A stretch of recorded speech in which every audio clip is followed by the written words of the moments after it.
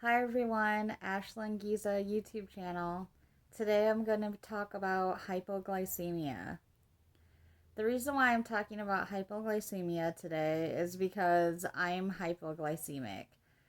It varies from person to person how often your blood sugar drops and how many hours in between a snack or a meal that it can drop. So, what happened with me when I learned that I was hypoglycemic is I suddenly started feeling yucky. I started feeling like lightheaded. I had cold and hot sweats. I got shaky.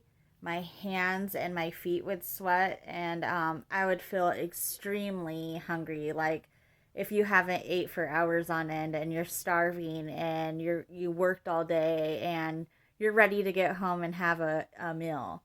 That's how it feels when you're hypoglycemic, like many times throughout the day. So, a lot of people can, like, there's people that can eat, not eat all day long, not eat all day long. And they can just have like juices or water or whatever. And like, if they don't feel like eating, they don't have to. But hypoglycemic people, we have to eat like this is how we have to eat often throughout the day, and this is how it's like for me. So when I'm I'll wake up, and then about like 3 hours after waking up, I'll be really really hungry. So I'll have, my breakfast or whatever it is I want to eat. I'll eat. And then it'll feel like now it also depends on what I do too. If I don't do much during the day and I'm kind of just lounging around the house, my blood sugar won't drop really super fast after I had eaten my first snack or meal. What will happen if I kind of lounge around is that it'll drop, really slowly, and then I'll suddenly notice that I'm kind of feeling nauseous and kind of like brain foggish and not with it. And then I'll be like, okay, time to check my blood sugar. And I have a meter where I poke my finger, get a little blood drop, and I put it on the testing strip that you insert in this meter. And then it shows the number on the meter of what your blood sugar level is. And usually, when I feel woozy and not good, my blood sugar will be like anywhere from 50 something to 60 something, 70 something, or 80 something. I'd say I don't feel good. I start not feeling good and woozy and stuff when my blood sugar is 90 or below. I only feel good and normal and full if my blood sugar is 90 and above. Now, like I said at the beginning of the video, everybody's different. It varies from person to person how often your blood sugar drops and and how they feel with what number they feel yucky at. Some people start to feel not nauseous and sweaty and fainty, lightheaded. If they're in, they don't start feeling that until they're hitting like 50 or 60 blood sugar, or maybe even sometimes lower than that. I've never gotten that low and I don't want to be, but I start not feeling good anything, like I said, below 90, and everybody's different. So, but back to what I was saying about my breakfast. So, after I eat my first meal, it'll be around like just maybe 2 hours at the longest if I can wait, and then my blood sugar will be low again, and I'll feel like I have to eat something. And it depends on what you eat too. If I had eaten something that's not really good, like bacon and eggs, that will make your blood sugar stay up for longer. If I just have, let's just say, a bowl of cereal, my blood sugar is going to drop faster. Now, if I eat bacon and eggs for breakfast, my blood sugar is going to stay stable for longer. People who don't know about hypoglycemia or diabetes or any of that, if you want to have your blood sugar stay stable for longer and not drop, you want to have peanut butter. This is for hypoglycemic people. You want to have peanut butter, you want to have bacon, eggs, you want to have rice, you want to have bread, donuts, like any of those good things you want to have, and like of course like fruits and vegetables like spinach. That's a good one. Bananas, all that. They're all natural sugars. What you don't want to have is you don't want to have your blood sugar be low and eat a candy bar or grab a little, chocolate milk and drink it, because you know what will happen. Your blood sugar will shoot up really quick, so you'll get it up really quick, and then it'll go right back down. Just like within 30 minutes later. So you don't want to do that. You don't want to eat candy bars and like chug a pop or anything like that if you want your blood sugar to stay stable. Now, if it's an emergency situation and you want your blood sugar to get up really fast, you need it to. Sorry, excuse me. It's okay to chug a pop or have a drink of orange juice or apple juice or milk or something like that, chocolate milk, or a donut. It's okay to have something unhealthy real quick if it's an emergency and your blood sugar is really down. But I wouldn't suggest it if you can help it to, I would suggest grabbing a yogurt, or that's another good thing that makes your blood sugar stay stable for longer, like a yogurt or something healthy like that. So yes, like after my breakfast, it will be like just an hour or two later, and I'll be starving to death again. My blood sugar will drop, and then I'll eat a snack or a meal, and the same thing will happen again.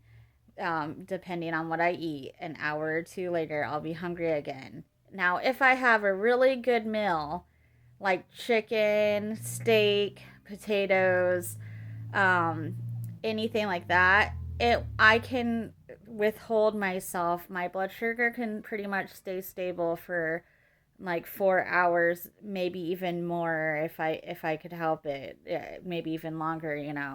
I don't know. I don't really like to try that a whole lot because you when you're hypoglycemic, you really should be monitoring and checking your blood sugar often, at least 4 times a day. I that's what doctors and nurses tell you to do, but I check my blood sugar when I need to. If I'm starting to feel funny, I check my sugar. I don't care how many times a doctor or nurse recommends you to check it. I say check it when you need to. I'm not a doctor, but that's my suggestion and my advice that I would give. Again, I'm not a doctor, but so anything I'm saying on this video, you can take it or leave it, but that's just my opinion on hypoglycemia. So I've had it since I was like 28, so I've had it for quite a few years, because I'm going to be 36 in October. So I mean, I know a lot about it, and what I would do when you go out, if you have hypoglycemia or you're just finding out you have it, is I would bring some snacks with you in a bag, like a grocery sack or a little tote bag that you have with an ice pack if you have cooler snacks that you want to take with, like yogurts and stuff. And I would take some bananas. I would also take I even sometimes take a couple slices of bread like in a little sandwich baggie, and a little like miniature thing of peanut butter in a tote bag, and with a plastic knife or something, just in case my sugar's low and I have to have a peanut butter sandwich. Another thing that is awesome to take with you, if you don't want to look like a weird freak bringing all this food with you, is Ensure drinks. If you just bring a couple of those with you, those are high in protein and not that high in calories. They're 220 calories for a little bottle, but it's 9 grams of protein. And those actually keep your sugar stable for a long time. So, there's ways to bring snacks and stuff like that when you're out at places and you don't want people to notice that you have all this food with you. There's also glucose tablets. Those have helped me tremendously throughout my last years and years of having hypoglycemia. I've took them to my daughter's graduation ceremony. I've took them to like family functions and things like that, where if they were grilling and preparing food or something and your sugar's getting down, but you don't want to look like a freak eating a bunch of food before the food's prepared, then you have your glucose tablets to help you your blood sugar stabilize while you're waiting. So those are over the counter at Walmart, Walgreens, CVS,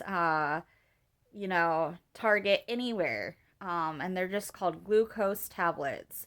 And, you might want to ask your doctor before you do start taking them, because I don't know what kind of medications everybody takes and stuff. It is just glucose, it is just dextro, but you never know. So you want to talk to your doctor before you just grab them and take them. Again, I'm not a doctor, but if you are unsure about just taking them, that's why I'm making the video. I want to give advice so you can go ask your doctor about them. Talk to your doctor about what they do to you and how much they think you should take and stuff.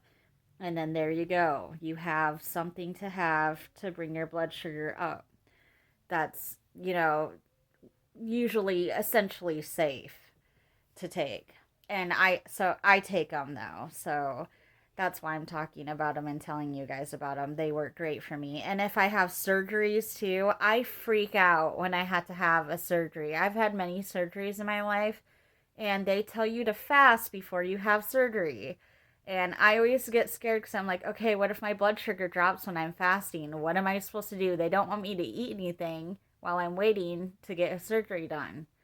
I always call the doctor, whoever I'm getting surgery with, and I say, can I have at the least my glucose tablets so I'm not sitting there passing out? And I've had some doctors and surgeons say, yes, you can have those glucose tablets, and you can have even a little bit of juice. So, when you're hypoglycemic and you have to have a surgery, sorry, I'm stumbling over my words, but if you're hypoglycemic and you have to have a surgery, don't be afraid about, oh my gosh, what am I going to do about my blood sugar if it drops? Because there's things that you can do, and all you have to do is just ask your doctor if you can take those glucose tablets, or just ask them, hey, I watched this YouTube video of this girl. She was talking about a little bit of juice or a little bit of glucose tablets. And they might say, hey, yeah, I didn't think to tell you that. That's a good idea. So, again, I'm not a doctor, but talk to your doctor about that before your surgery, and then you won't have to freak out like me. So